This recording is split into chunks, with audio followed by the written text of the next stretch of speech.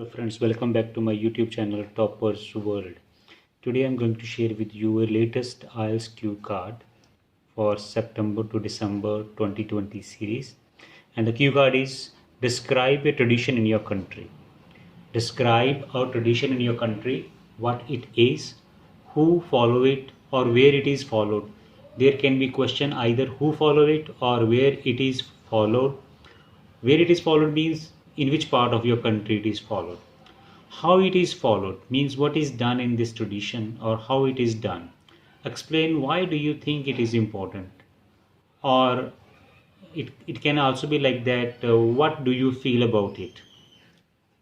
Or even there can be any other point like, do you think that this tradition should be followed by people of other countries. So the whole topic is in present tense and you have to speak about any tradition of your country. In my country, India, there are a number of traditions followed by different people belonging to different areas like Punjab, northern people, southern people, eastern or western. They have their own traditions. So you have to pick only one tradition and explain that. So here I'm going to share with you an example for this topic.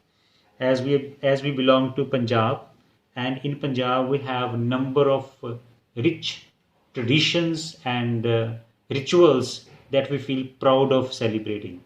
And one of the greatest ritual or tradition of my area is organizing community kitchen or organizing community food, that in our local language known as langar tradition.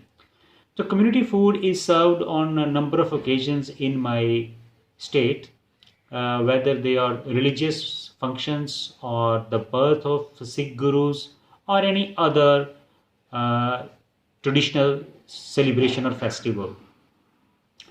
It is followed in all over the Punjab and followed by the two major communities, that is Hindus and Sikhs.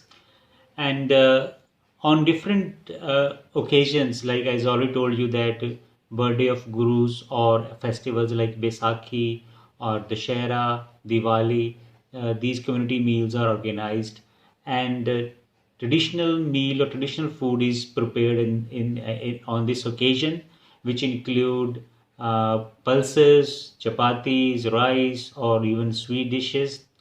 And the food is served to everybody. There is no distinction between rich and poor, or there is no religious distinctions or differences of caste and creed.